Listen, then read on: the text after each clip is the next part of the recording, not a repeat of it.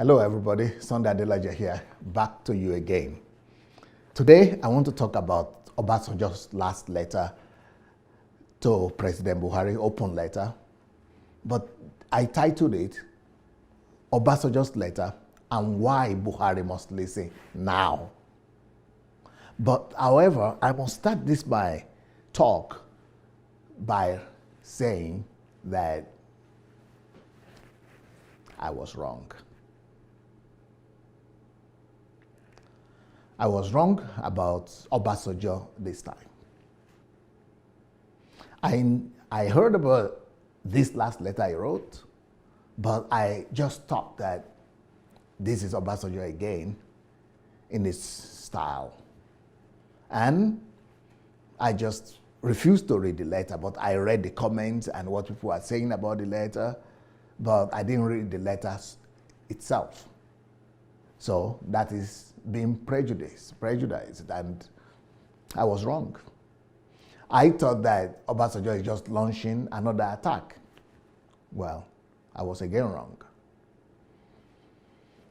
By even not reading the letter, I was wrong. And I suppose there are a lot of people in my shoes that are maybe supporters of Buhari, President Buhari, and therefore they don't take the opposition and Obasanjo in particular serious. Or some other people might not be supporters of Buhari necessarily, but they have some prejudice also against Obasanjo, so they will not take his letter seriously. I would like to start by saying I did that mistake, and I'm saying don't make that mistake. Go read that letter, and not just read the letter, but go study the letter. My journey to doing this video started by me deciding to read the letter for another purpose. I wanted to read the letter to do a video against Obasanjo because I wanted to talk about his hypocrisy. So in the process of preparing for that video, I decided to read this letter. And when I read this letter, I decided to confess of my fault and do this particular video to President. This video is actually to President Buhari. So, and I'm appealing to all Buhari loyalists and to President Buhari himself and to anybody in government and everybody that has access to President Buhari to take this video very seriously. I personally disagree with Obasanjo on many issues. I disagree with him that he went into coalition with Atiku. I disagree with him that he didn't provide electricity for Nigeria after spending 16 billion. So I have my own troubles with Obasanjo. But I guess my greatest challenge with Obasanjo is because he has a vested interest on Nigeria, which is not a bad thing, but he and other generals are treating Nigeria like a personal property. And, yeah, that is one of the things that I have as disagreement with President Obasanjo. But despite all this, I see the need to side with Obasanjo this time. I've always maintained, people who know me know that my allegiance has always been to the truth. I've always maintained that my allegiance, yes, in the words of Isaac Newton, that Socrates is my friend, Plato is my friend, but my greatest friend is the truth. I've always maintained that position. So my allegiance is not to Buhari, it's not to APC, it's not to Osinbajo, it's not to any person, but to the truth. And when I see the truth, I recognize it. Yeah, it's true that I supported President Buhari. When I see him, I see his sincerity, I see his honesty. And I was in Nigeria when he was the head of state, and I saw what he did. So that convinced me to support him even now. But when I see things that is wrong, my allegiance to the truth will not allow me to close my eyes. And I must speak the truth no matter what, and no matter at whose expense? I would like to address President Buhari and his supporters, who always come out with an assault against anybody that says anything against the president or against his policies. People are, most of the reports that I've read concerning Obasanjo's letter from the side of APC members and supporters is more of defensive. So instead of being defensive, my question is, have you really read that letter? And then the president himself came out and said that people who criticize the government on the basis of the insecurity situation in the country are unpatriotic. But let me say, after reading the letter, this letter of Obasanjo that is being regarded as criticism from a lot of Buhari loyalists, I will say that no. You know who is unpatriotic? Anybody that disregards this letter from Obasanjo, he is the person who is unpatriotic. Because this letter is totally different from what most people are saying about it, that is an assault. I don't see an assault here. I think this is one of the most patriotic letters that anybody could ever write about Nigeria, about the situation in the country right now. So I would like to address the supporters of President Buhari to take their time, like myself, to study the content of that letter before launching attacks. Because the problem we have in Nigeria is also the problem of blind followership and false loyalty. And that could be a great evil, maybe the greatest evil in the country. Because if you would not see the reality, if you will not look at reality in the eyes, but you would rather just want to be loyal to your principle, then we would drag the country down the rail. So we all must learn that even our enemies could teach us wisdom. Yes, a lot of people see Obasanjo as an enemy right now, but sometimes our enemies will be our biggest teachers. And our enemies, the fact that somebody is an opponent or an enemy doesn't mean that it will always be wrong. Sometimes our enemies too are right. And in this case, with this letter, I don't see Obasanjo as an enemy. It could be an opponent, but I think he's actually right. So I would say Obasanjo is right in this situation. So we can learn from our enemies wisdom. And another thing we must learn in Nigeria is the fact that we disagree with somebody doesn't mean that that person will always be wrong in every other thing he does. And doesn't mean that the person is totally evil. Even if we see somebody that is evil, sometimes even bad people do good things. And on the other hand, our loyalty to our own principle, to our own leader, doesn't mean that we have to be loyal to them in everything they do, even when they're doing the wrong thing. We also must learn that our leaders that we are loyal to could also be wrong sometimes. They cannot always be right. And in this case, even though I still support President Buhari, and I see myself as somebody that believes in him, in his sincerity, in his purity, in his integrity. And that's why I want to say no, but in this question, he needs to take a different stance. And I must come out to say, my position is President Buhari must go back to that letter of Obasanjo and underline some things. And these are the things that I want to do today. There are many points from Obasanjo's letter that I personally have underlined, and I want to make a point of them today. I want to talk more about them today. And I want to address President Buhari concretely. I want to address Mr. Tinubu. I want to address Vice President Osinbajo to pay special attention to a lot of points in this letter. Obasanjo spoke about, one of the things he spoke about, Obasanjo spoke about collective thinking and dialoguing. Yes, I know what the supporters of President Buhari are thinking about this, because they are saying, well, they want to form they want to push aside the president or the government and come up with an elders council that will take over the rulership of the country. Like it's a legal way of overthrowing the country. Well, let's put that aside right now. Because of the situation, the emergency of the security situation in the country, I must admit, that yes, it's time to have a collective thinking and dialoguing in the country by let's look for appropriate and adequate way to form that council.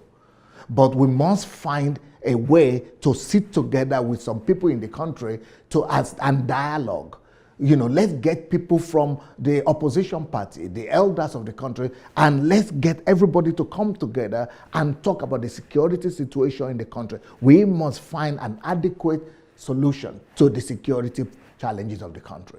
Now, if you feel that these people like Obasanjo and the people in PDP, they are unpatriotic or they are doing this criticism, they are doing with a mischievous intention and that they want to undermine the government, if that is what APC leadership, Obasanjo, Oshibajo, Tinubu, Buhari, if that is what you all think, okay, you can I will even agree that you disregard the opposition in the council. But let's come up with a committee or a commission or a council somehow of experts. Let's come up with a committee of experts. Let's bring maybe foreigners. Let's bring foreign experts. Let's bring even Nigerian experts from diaspora, from Nigeria, to let the country see that you are responding, not just in the traditional way that, our armed forces will deal with it. They are not dealing with it. It's been 4 years now, or 5 years, going to 5 years, that they have not been able to deal with the security situation in the country. So let's show the country, President Buhari, show the country that you are passionate about the concerns of the people. This is no more hidden, that the whole country is concerned about the security situation in Nigeria. So don't just see everybody that is talking about that as opponents or as enemies. Do something. And one of the things we could do is to bring those people who are criticizing you, bring them to the table and say, okay, give me your solution or give me your recommendations. What do you people think? What are the way forward? Let's dialogue. Because when people see that you are at least dialoguing with them, you might not even dialogue with them about reconstructing of the country or restructuring of the country and other questions, but let's just zero in on security. Let's dialogue on security. Let's have a collective thinking. Let's find let's show them that you are trying to find an appropriate solution to this. And of course, if you don't do that, President Buhari, what will happen is that the miscreants and the unpatriotic elements in the country, they will take advantage of your inaction, and they will begin to campaign. They will begin to spread misinformation and disinformation and fake news like they have been doing right now. And the internet, the Nigerian internet and Facebook is full of fake news and disinformation, misinformation. And you know who is propelling that? It's you, Mr. President. And it's the leadership of APC. You people are propelling that by your silence. Do something. Call a committee. Call the elders together. Address the insecurity in the country. Because otherwise you are fueling all this disagreement. You are fueling this disinformation. So, and part of the most deadly disinformation that's going on right now is that any little crime that happens in Nigeria right now, it is now credited to Fulani herdsmen. And because you are a Fulani man, and because the herdsmen have also done some havoc. So if you don't want all that misinterpretation to keep on going, misrepresentation to keep on going on, you need to show the nation that you are hearing them and that you are ready to do something about it. So people are desperate, guys. I mean, Mr. Tinubu, I don't know what to call you, Chief Tinubu or whatever, but please, can't you see the desperation? These are not just opponents or enemies. People are desperate and feel that they cannot have confidence in this government anymore. Don't let us lose all credibility that Mr. Buhari has. Let's tell them and show them that we are capable, that this government is capable of providing adequate security. to protect the lives and properties of ordinary Nigerians. People are concerned. This is not IPOP situation right now. This is not OPC. This is not Oduduwa situation. This is a nationwide menace. If we don't address it, we are fueling organizations like IPOD and OPC and Yoruba elders want to do their thing. The Igbo elders want to do. We are fueling disunity and disintegration of the country. So President Buhari, I'm talking to you now as one of your loyal advocates. You know, I've never met you. I've never collected any money from you or from your APC or from any one of you. I've never received any help from you. But I've just believed in your integrity. And because of that, I am talking to you now as a concerned Nigerian diaspora. Please listen to the cry of desperation of your people. Boko Haram. Let's talk about Boko Haram. I mean, you've said it many times, Mr. President, and your generals have said it many times that Boko Haram is defeated. But now that you see the insecurity around Boko Haram, you know they are not totally defeated. Let's come out and admit it. You cannot be telling the victims who have been killed or the relatives have been killed or maimed or kidnapped or raped or sold into slavery. You will not keep on telling them everything is okay. When they are being raped, when they are being kidnapped, when they are being maimed, when they are being killed. I mean, show concerns. Don't just show concern by saying, oh, well, our military men are trying, or, we are trying to encourage them. No. Do something beyond the ordinary. Do something beyond the ordinary. I mean, get all interested parties, get all the all the stakeholders in the country, get them together. If you don't need them, if you don't want those ones, get experts together, technocrats. I mean, form a committee, a commission somehow to discuss the strategies of resolving the situation in the country, the security situation in the country, so that we don't experience any bombing anymore, so that there are no more destructions and damage in the country. Another thing is, even though I supported President Buhari for the second term, but we still have to also admit that we have problem with unemployment. That unemployment is a national tragedy. We need emergency to be declared against unemployment. We need to declare a national emergency on two things, on unemployment and on illiteracy. How can we compete with the rest of the world when only 50% of Nigeria, less than 60% of Nigerians are even literate? And you want to compete with countries where it's 90%, 99% literacy, 100% literacy, and that even working 2-3 shifts in a day?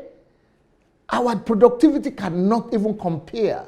We don't have human capital, because if people are not literate, there is no human capital to develop. They cannot even be developed to produce anything. And also we have our population, growth rising higher at the higher rate than our economic production and productivity. So we need to boost our economic productivity by developing our human capital. We need emergency against, about human capital development, against unemployment and against illiteracy. Because all these miscreants that you are talking about, these people that are causing all these bandits that are causing all the mayhem all over the world, is because they are not educated. They are not in schools. The headsmen also need education. And all these Boko Haram people is because they've not been sent to school. That's why Boko Haram easily could recruit them and, cause mayhem on the whole country. All of us are reaping the fruit now. We need an emergency. We need to arrest any parent that refuses to send their children to school. All those children that are hawking in the street, you need to decree a law, a quick one, that all the parents that are not sending their children to school, or if they see any children in the school, they must be arrested. Let the National Assembly, respond to this and enact a law or pass a bill to make education compulsory for everybody, and that anybody that doesn't, respond will be punished. Same with unemployment. When people are unemployed, They now are hiding behind the canopy of Fulani S-men, and they are doing banditry. Kidnapping, raping, stealing, and all that, doing armed robbery all over the country just because they don't have jobs. So I really want to talk right now to the APC. If you are the ruling party and you are at the helm of affairs in Nigeria, hear the cry of your people.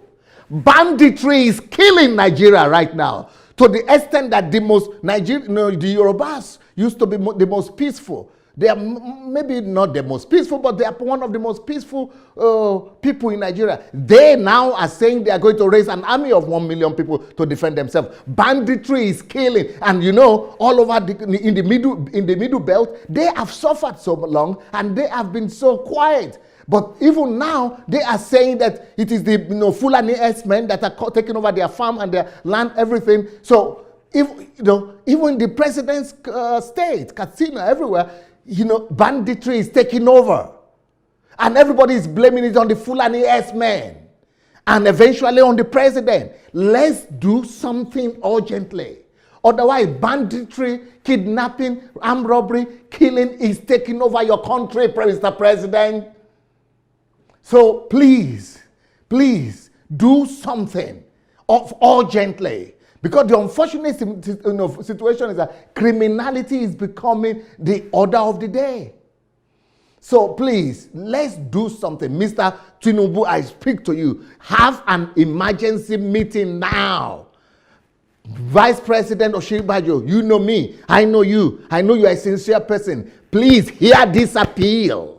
Let's do something. Let's, just putting army in the highway is a good development. Put soldiers on the highways. But, let everybody know that you are hearing their cry and that you are not indifferent to their concerns. Get people together. Maybe not the political people who will manipulate the process, but get some people together. Let people see what you are doing. Because our diversity is at stake right now. And our diversity is our strength. And these are the things that Obasanjo was talking about in his letter. I mean, if you are a Nigerian and you love the country, there is no way to fault that letter from Obasanjo. Yeah, he might have his own ulterior motive, I don't know. But what he wrote in the letter, if you love Nigeria, you will do something about it, guys. Because the diversity in Nigeria is at stake right now. The middle belt people are rising against the Fulanis. The Igbos have already made their own statements against the Fulani. The Yorubas are doing the same thing. The Northerners are doing the same thing. The country is falling apart because our diversity is actually our greatest and most important asset. We should really know how to, at least for the sake of comforting and of appealing to all the nationalities, all the other regions in the country that don't worry, we are working. At least show them you are working by getting their representatives to come and talk. Recently, I saw that the Oni of Ife went to see the president because of these concerns. Well, get him and other people. Let's all come together to talk. If you people in APC don't respond to this my appeal, if you don't respond to the cry of Nigerians, I assure you that there will be rain, like Obasanjo said, rain of destruction, violence, disaster, disunity all over Nigeria.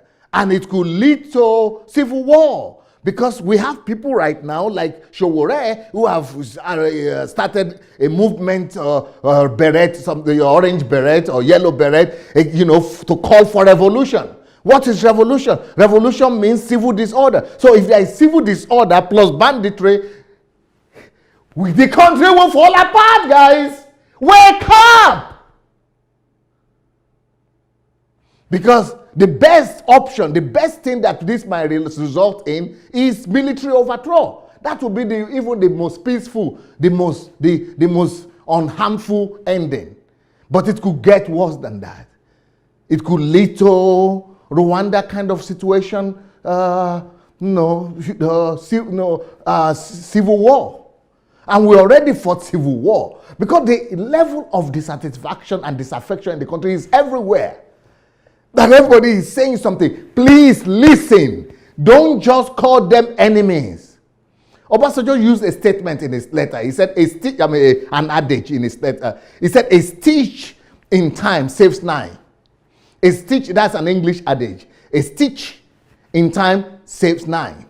So let's do this thing on time. Let's knock the problem on the head in time. Let's do something. Otherwise, I'm afraid there will be a reprisal, a reprisal attack against Fulanis. And right now, the people are already chasing Fulanis from their communities.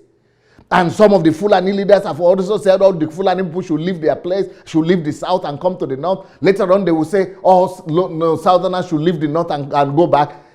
That could lead to another crisis. Don't just say disregard them. President Buhari, don't just disregard these things. It could lead to Hutu kind of situation like in Rwanda. It could lead to attacks against Fulani everywhere, which could end in pogroms, genocide, civil war, and God knows what. And if Nigeria scatters, it's going to affect the whole of Africa. It's going to affect the whole world. So, Mr. President, I am crying out, screaming out, because this is emergency. Please respond to the cry of your people. But the president cannot do it alone. Come with a team. Form a security emergency team. Emergency, of course, about insecurity. You were elected on the platform of security. And now insecurity is engulfing the country. But insecurity is not the only challenge we are facing now. Unemployment, illiteracy, poverty. These are the emergency things that the president must respond to right now.